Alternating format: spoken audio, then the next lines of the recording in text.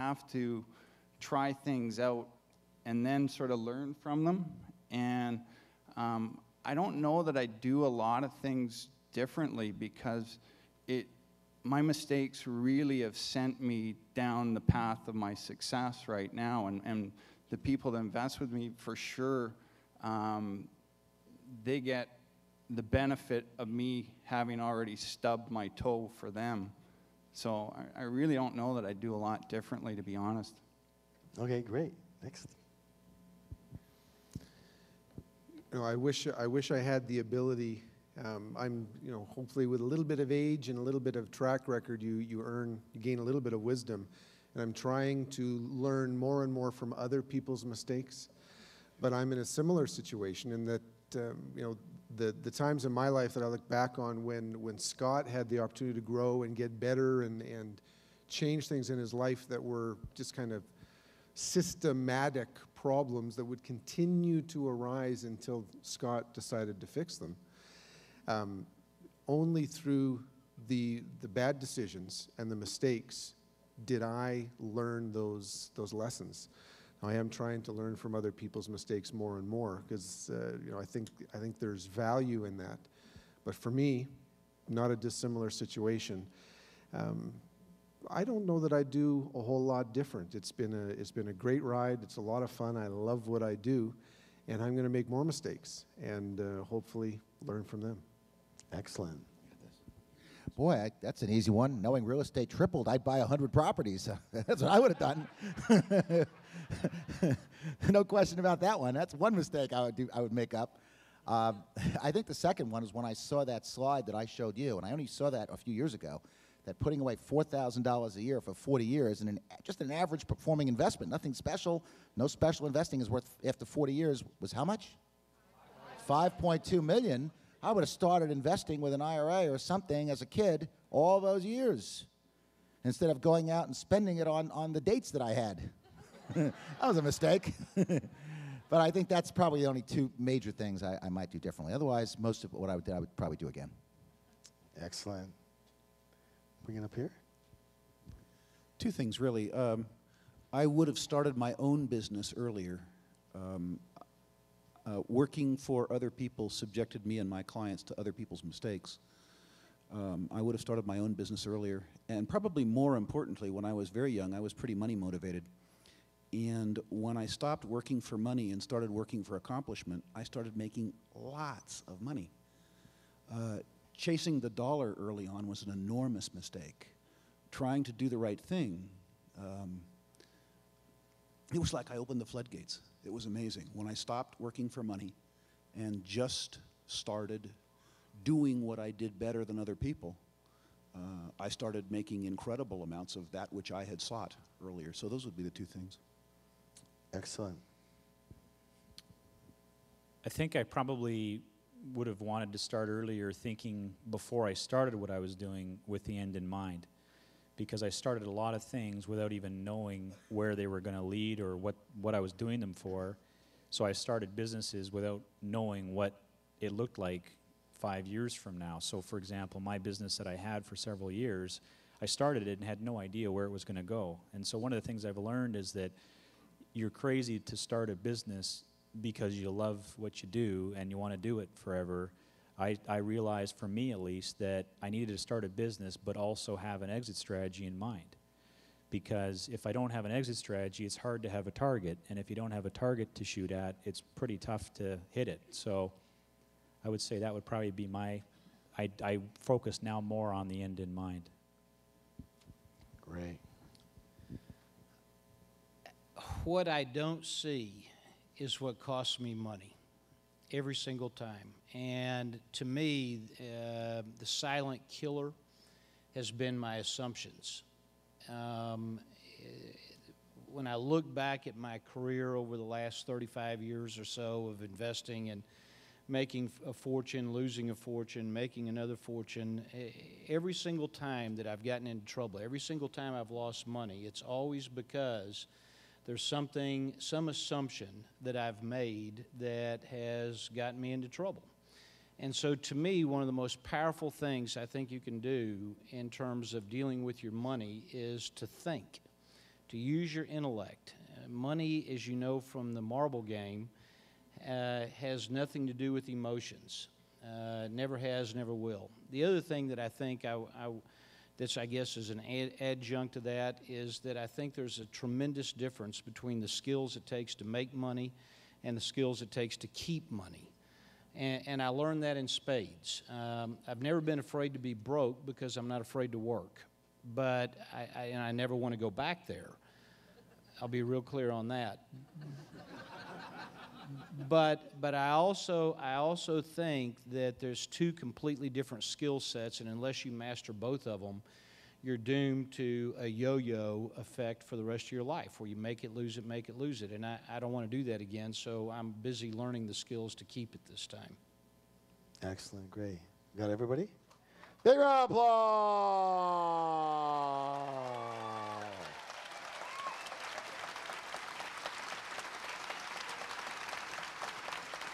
Okay, another question here. All right, this is an interesting one. We're going to keep it short, again, a minute maximum. What do you want to be remembered for? The one I get to go first on. Yeah, thanks a lot.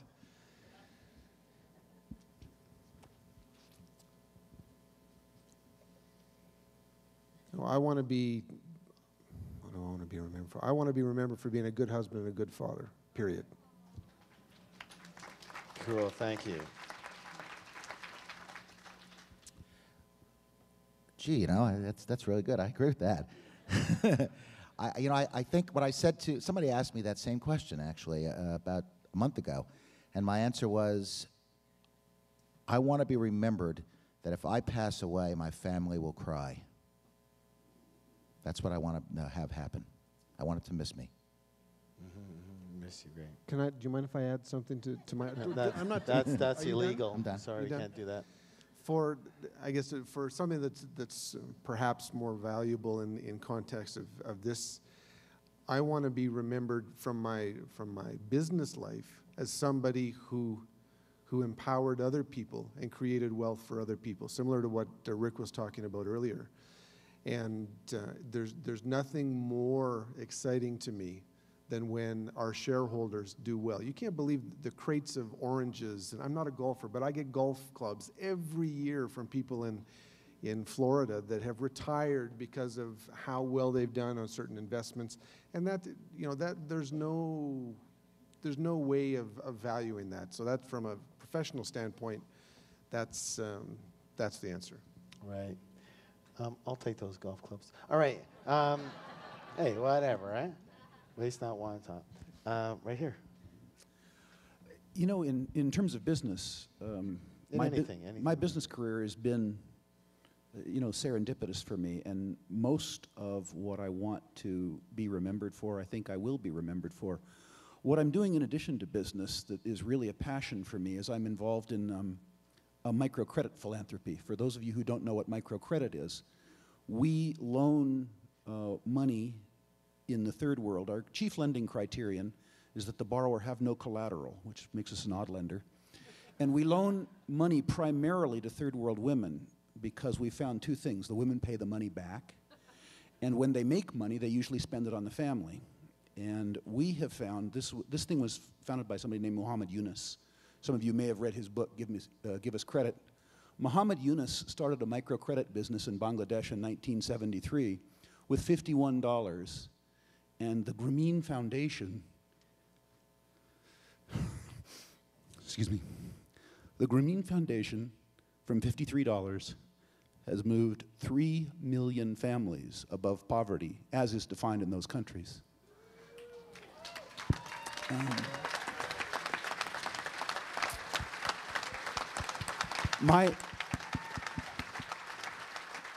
My hope is in my declining years that myself, my customers, can assist people like Muhammad Yunus and take some number, 100 million desperately poor people, loan them money, find non-governmental solutions to real human problems. Don't give them a handout. Give them a hand up. Have them start businesses. Have them look after their families. In Muslim countries, empower the women so that the female children learn to read. That's how I'd like to be remembered. I'll never lead it because it's already being led, but I'm going to do my damnedest to see it go.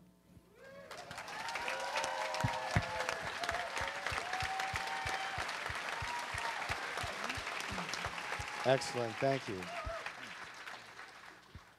I definitely picked the wrong chair on that question. I think my answers are pretty simple. In my business professional life, I want to be remembered for changing people's concept and path of when it comes to money and independence. I get so much out of teaching and seeing people's lights turn on when I'm teaching, and that's why I love doing it. So it's like Rick said about talking about adding value. You know, it's a byproduct that you're successful when you add value to the world. But that's what I love about teaching, is seeing somebody's lights turn on and knowing that I had a small part to play in their ship slowly starting to change direction and end up somewhere else on the other side of the world. So,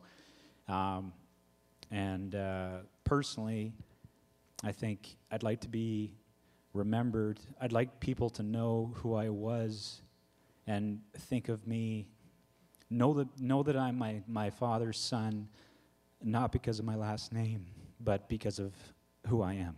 So I'd have to say that. Excellent, great.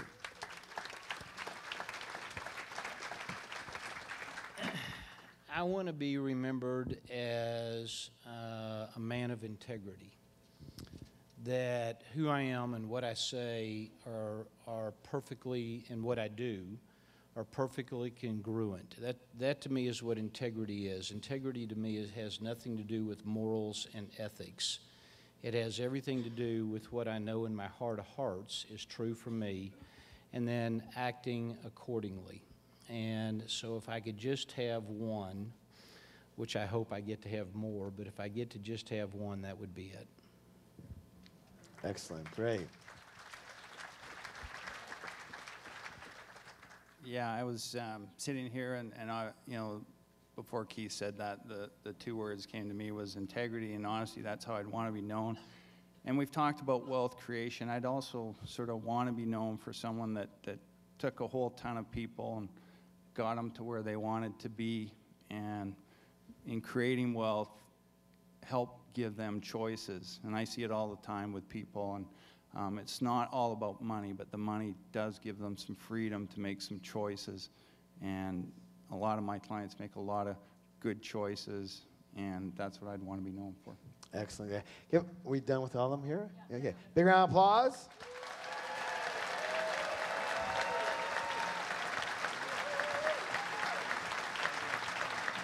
I guess the big thing that I would say here, and I think most of these guys would agree with that, is that we're not a lot different than you are. Would you say that's, I mean, most of us, especially on this stage here, we don't think, hey, we're here and you're there. At least I don't. I'd love to see you guys here. I'd love to. It pisses me off when you're not, right? That's why I get angry at people. Like, what are you thinking here? Like, let's turn it around. And I don't think you're very far away. I think you guys are a lot closer than you think you might be.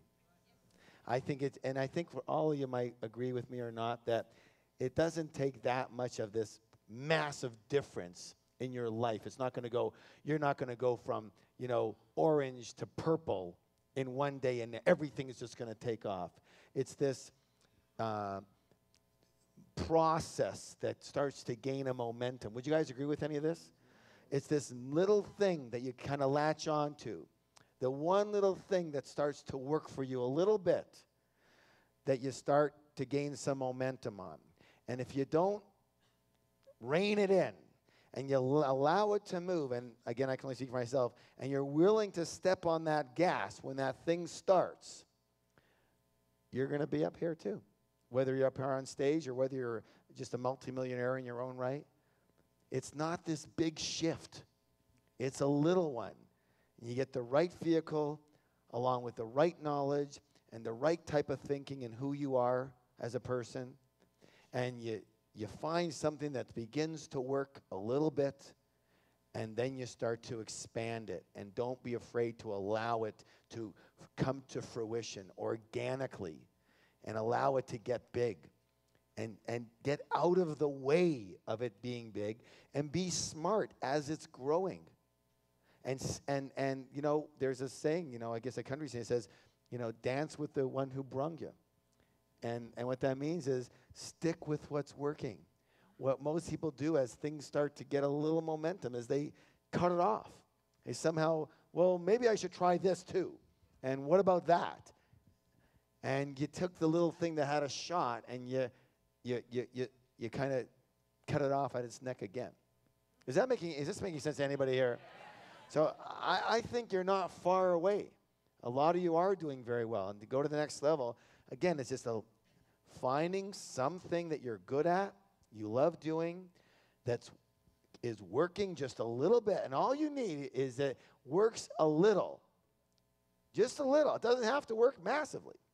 Because that's what success skill is all about, is growing something that works into something that serves way more people. And just doing it again and again.